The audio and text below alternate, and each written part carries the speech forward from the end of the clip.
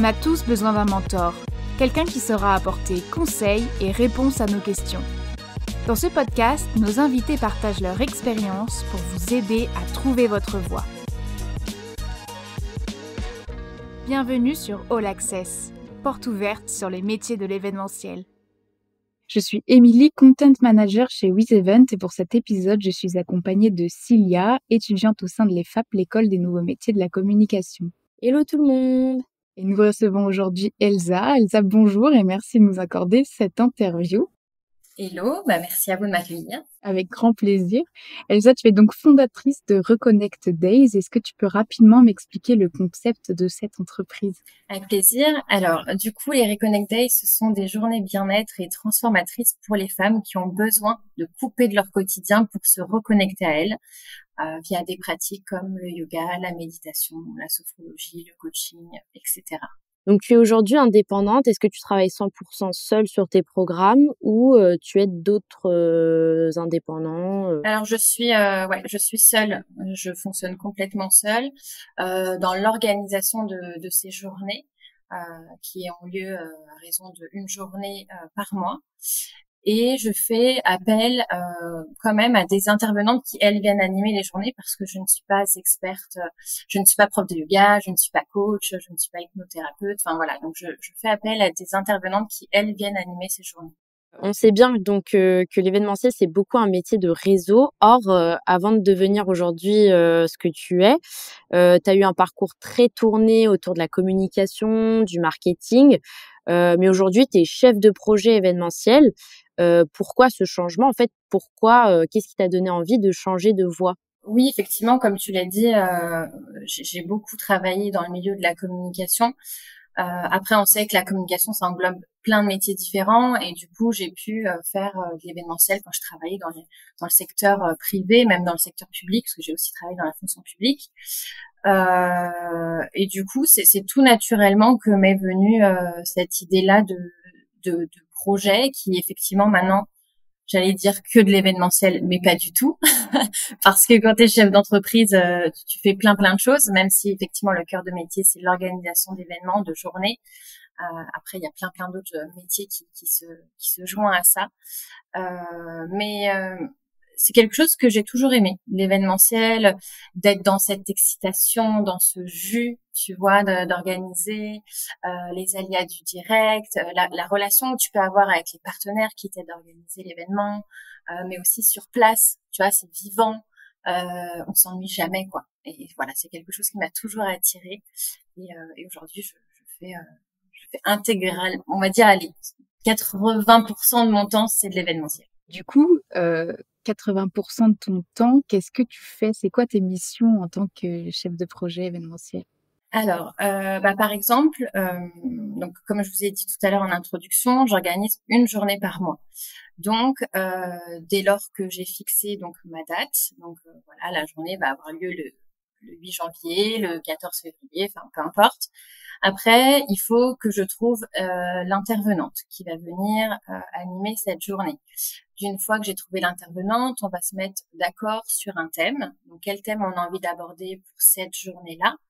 Donc, on voit ensemble. Elle construit tout le programme de cette journée parce que c'est elle l'experte. Voilà, on discute sur un thème, mais après, c'est vraiment à elle d'organiser tout le programme de cette journée. Et je deal aussi avec des propriétaires de lieux parce que chaque journée est organisée dans un lieu différent à chaque fois. Donc ça peut être des villas, des corps de ferme, des gîtes. Donc oui, j'ai aussi cette partie-là à voir avec les propriétaires de lieux, donc à trouver les lieux, à négocier les prestations, à mettre en place, signer le contrat, parce que bien évidemment, je signe un contrat avec les propriétaires de lieux, mais je signe aussi un contrat avec les intervenantes. Donc voilà, il y a tout cet aspect-là à mettre en place en fait. Et d'une fois que tout ça est booké, la journée existe en fait en tant que telle. Après, il y a tout le boulot de communication derrière, mais ça c'est un autre métier encore. J'imagine qu'aujourd'hui, il doit y avoir des qualités indispensables pour gérer un projet. Et quelles sont pour toi les qualités essentielles pour gérer un projet événementiel? Alors j'en vois un tout de suite là quand tu me poses la question, c'est l'organisation. Ça peut paraître bateau, mais c'est vrai qu'il faut être carré, il faut être organisé quand on organise un projet, parce qu'en fait, il faut penser à tout. Il faut penser à tout dans des délais bien précis. Donc, ça nécessite de mettre en place son petit rétro-planning en amont. Ça nécessite aussi, une fois que tu es sur l'événement, de penser à chaque petite chose qui va faire que ça va bien se dérouler. Voilà, donc j'ai envie de te dire l'organisation number one, qualité numéro une. Et la deuxième que j'ai envie de te citer aussi qui me vient comme ça, c'est l'espèce de self-control. Je sais pas comment on pourrait dire ça comme en termes de qualité, mais voilà, c'est rester neutre en fait. Peu importe ce qui peut se passer, il faut toujours garder le cap euh, pour que ça se déroule le mieux possible en fait. Et puis quand bien même ça ne se déroule pas comme tu l'aurais imaginé, ce qui est souvent le cas dans l'événementiel, toujours garder le cap en fait et savoir se réajuster en fait. Ça demande effectivement d'être malléable. Ça pourrait être la troisième qualité du coup. Hyper important pour gérer justement ces aléas du direct dont tu parlais tout à l'heure. Et moi, j'aimerais savoir comment est-ce que tu construis ton réseau quand tu commences en indépendant pour ce genre d'activité. Eh ben écoute, ça a été Instagram, aussi bizarre que ça puisse paraître. Instagram, c'est typiquement la plateforme sur laquelle je fais la rencontre de plein de super belles personnes, notamment les intervenantes. Je les trouve beaucoup sur Instagram. Donc en tapant des mots-clés, voilà. Et puis c'est vrai que les réseaux aujourd'hui, c'est du pain béni en fait. On peut trouver tout ce qu'on veut sur les réseaux. Et donc voilà, moi c'est vraiment Instagram. Et puis même pour les lieux, je te parlais des intervenantes, mais même pour les lieux en fait. Les lieux, je regarde sur Airbnb, mais aussi beaucoup sur Instagram. Voilà, ça passe beaucoup par là. Et d'une fois que voilà, tu commences à organiser un événement, deux événements, trois événements, effectivement après tu as ton réseau qui commence à se construire. Typiquement, je fais appel l'idée, c'est de construire des partenariats avec les lieux et avec les intervenants, tu vois, pour pouvoir les faire intervenir de manière assez régulière. Pareil, aller peut-être 2 à 3 fois par an dans le même lieu. Enfin voilà, de tisser en fait des liens avec les partenaires, c'est très très important. Oui, et tu nous disais même pouvoir, alors les indépendants, en tout cas les intervenantes que tu trouves sur Instagram, moi, pour moi, c'est très clair, ça fait sens. Mais alors les lieux, comment est-ce que tu fais? Quels sont les mots-clés que tu cherches pour trouver un lieu qui se loue sur Instagram? Eh ben, écoute, je vais pouvoir taper par exemple gîte Paris, enfin voilà des trucs un peu bateaux comme ça, mais en vrai c'est même pas tant la barre de recherche d'Instagram qui fait pour les lieux, c'est surtout les personnes que je vais suivre qui sont dans ces domaines-là du bien-être, des profs de yoga par exemple. Elles-mêmes taguent des lieux où elles vont, où elles-mêmes sont abonnées à des lieux. Enfin, tu vois, c'est vraiment c'est du tissage un peu. Hein, c'est t'y vas, tu tombes sur un truc, tu cliques sur le lien et puis t'atterris sur un autre truc. Enfin, c'est vachement comme ça en fait. C'est de la recherche un peu. Ouais, c'est pas de la recherche par de recherche quoi. C'est tu vas aller fouiller, tu vas aller regarder les concurrents directs ou indirects, où est-ce qu'ils organisent leurs choses, enfin tu vois, leurs événements, et puis tu vas les piocher en fonction de ce que toi tu recherches.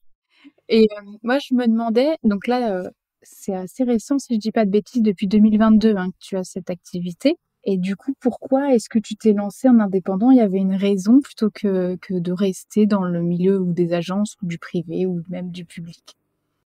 Moi, je suis quelqu'un qui a besoin de sens dans tout ce que je fais dans ma vie, et si je trouve pas ce sens-là, je peux pas donner mon temps et mon énergie dans le vide en fait.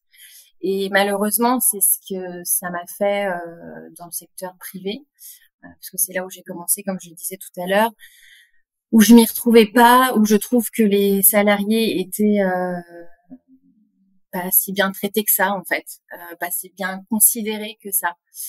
Et contrairement à mes collègues qui disaient mais Elsa c'est bon, travaille, prends ton salaire, tais-toi, non en fait non, je sais pas faire ça malheureusement. Et du coup voilà, je me suis dit bon va tenter du côté de la fonction publique, vu que là pour le coup tu vas pas communiquer pour vendre un produit ou un service, mais tu vas communiquer pour les gens, parce qu'en l'occurrence je travaillais dans une mairie et je me suis dit bon voilà, quoi de mieux que la fonction publique pour le sens en fait, pour l'humain. Sur le papier, je pensais que c'était comme ça, mais la réalité en est tout autre parce qu'effectivement, je vendais pas des produits ou des services, mais je vendais des idées politiques. Parce qu'il faut pas oublier que dans une mairie, t'as un maire qui fait partie d'un projet politique, d'une équipe politique. Et les 2 premières années, ça m'allait très bien parce que j'étais raccord avec la maire qui était là en place. Et il y a eu une alternance politique au moment des élections et on a changé d'équipe municipale. Et là, je me suis plus du tout reconnue dans ce projet-là. J'avais l'impression de devoir me travestir mes valeurs pour pouvoir continuer à bosser avec ces gens-là. Et encore une fois, je sais pas faire semblant. Et j'ai pas voulu continuer. Et à la fin de mon contrat, je leur ai demandé de me laisser partir en fait. Et m'est venu en parallèle encore de cette activité-là le projet des Reconnect Days parce que je me suis dit cette prise de conscience que j'ai eue de me dire en fait là le travail ça va pas et c'est ce point-là dans ma vie qui pêche et c'est pour ça que je suis pas heureuse à 100%. Je m'en suis rendu compte parce qu'à un moment donné j'ai pris le temps de me poser, de faire le point sur ce que je voulais, sur ce que je voulais plus et aujourd'hui j'ai envie d'offrir ce temps aux femmes qu'on ne prend jamais en fait dans nos vies de malade mentale à 1000 à l'heure, surtout quand t'es maman. Enfin moi je suis maman de 3 enfants du haut de mes 34 ans et c'est un exercice que tu fais pas en fait dans ta vie de te poser et de faire le point. Et moi j'ai envie d'offrir ce temps aux femmes pour qu'elles puissent prendre conscience de ce qui va mais aussi de ce qui va plus dans leur vie et qu'elles prennent conscience de leur plein potentiel et qu'en fait tout est possible. Encore faut-il apprendre à se connaître. Je trouve ça super intéressant de ce que tu dis quand tu parles de savoir ce qu'on veut faire dans la vie. Et pour ça, moi, j'aimerais savoir s'il y a peut-être des études qu'on peut suivre pour devenir chef de projet événementiel ou peut-être à la tête d'une entreprise où on va du coup gérer des projets en rapport avec l'événementiel. Bah écoute, je peux donner mon exemple perso. Moi, j'ai fait une école de commerce. Voilà, donc j'ai commencé par un BTS communication, une licence en marketing, et puis après j'ai fait un master en école de commerce. Et alors pas du tout pour devenir chef d'entreprise.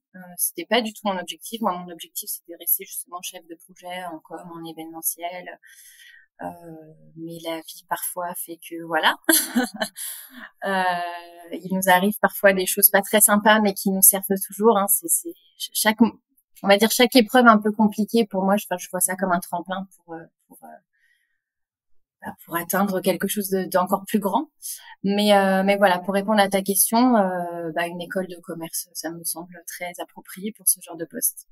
Pour ceux qui nous écoutent, est-ce que tu as des conseils ou en tout cas des choses qui sont à savoir pour réussir quand on organise des événements, donc en tant que chef de projet événementiel ou autre, est-ce qu'il y a des choses à savoir?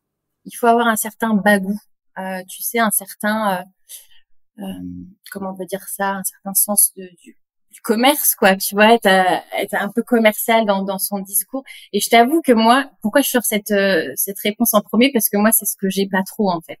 Tu vois, le côté un peu commercial, enfin notamment quand je dois aller dealer avec les propriétaires de lieux pour aller baisser les tarifs, tout ça, c'est un exercice dans lequel je suis pas à l'aise. Et en fait, du coup, moi, je viens comme je suis et je raconte mon histoire et je raconte qui je suis, mes valeurs et je me dis soit ça marche, soit le propriétaire du lieu, par exemple, pour prendre cet exemple-là, est sensible à ça et ça va fonctionner et du coup il va faire un pas vers moi et on va réussir à s'entendre financièrement parlant, ou soit c'est pas le cas et tant pis. En fait, moi je cherche pas à convaincre coûte que coûte, à sortir mon bagou commercial ou autre, mais en vrai je pense que ça peut être une vraie qualité de l'avoir aussi, tu vois.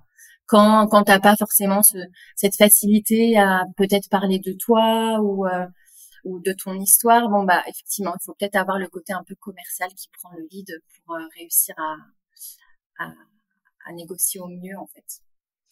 Je vois que tu as quand même pas mal de vécu et c'est super. Est-ce que tu aurais peut-être une anecdote sur ton métier, quelque chose que tu aimerais nous raconter, une réussite que tu as vécue et dont tu es fière aujourd'hui en tant que gestionnaire de projets événementiels, surtout pour Reconnect Days? Écoute, je pense que c'est la première journée, la toute première journée, et je pense qu'elle restera gravée à jamais, parce que à un moment donné, ça passe de j'ai une idée dans ma petite tête à la réalité en fait. tu vois. Ah, j'ai réussi à trouver un lieu, j'ai réussi à trouver une intervenante, on a réussi à créer un programme, on a réussi à faire venir 12 personnes, parce qu'il y a 12 femmes qui se sont inscrites à cette session, qui était encore la version bêta, en fait, tu vois, ça n'avait jamais existé. Et ça s'est super bien déroulé, ça pouvait pas être mieux. Et je sais pas, j'ai eu des vraies émotions à cette journée, même si j'en ai à chaque journée, parce que faut le vivre, hein, pour comprendre ce qui s'y passe. Mais voilà, cette première journée, je pense qu'elle restera jamais gravée, parce que encore une fois, ça passe de j'ai une idée à là c'est concret, ça y est, j'ai réussi à le faire en fait. Ouais, c'est le fait de passer le pas entre le je quitte toutes mes expériences pour me lancer en fait pleinement dans ce que je voulais, et ça c'est beau. Et moi Elsa, j'aimerais te proposer un petit jeu pour conclure à merveille cet épisode. Le but est simple, je vais te poser des questions et il faudra que tu y répondes en une phrase ou en quelques mots, enfin bref, ce qui te vient à l'esprit. Allez. Super, c'est parti. Alors pour toi, être chef de projet événementiel, c'est beau. C'est palpitant. Et est-ce que tu aurais une qualité numéro 1 à nous donner pour ce métier? L'organisation. Peut-être un média ou un outil de veille incontournable? Instagram. Quel conseil te donnerais-tu à toi d'il y a 10 ans? Lâche jamais rien, et c'est ce que j'ai fait. Et ton dernier conseil pour les jeunes qui nous écoutent et qui s'intéresseraient à ton métier actuel? Eh ben, renseignez-vous et surtout passez à l'action, parce qu'encore une fois, sans passage à l'action, il se passe rien. Et moi, j'aime bien dire, plus on a peur et plus il faut y aller, parce que ça veut dire que derrière, il y a quelque chose qui vraiment vaut le coup. Merci. Merci beaucoup, Elsa. C'était un plaisir de te recevoir parmi nous dans cet épisode pour nous parler de ton activité de chef de projet événementiel. C'était hyper intéressant. Et merci également, Cilia, bien sûr, de m'avoir accompagnée dans l'animation de l'épisode. Tant qu'à moi, je vous retrouve très bientôt dans un prochain épisode de la saison 3 de All Access pour découvrir ensemble un nouveau métier de l'événementiel. Ce métier vous a plu ou vous souhaitez en découvrir un autre? Abonnez-vous à notre compte et écoutez tous les témoignages des mentors de l'événementiel. Ce podcast est animé par WizEvent en collaboration avec l'EFAP, l'École des nouveaux métiers de la communication.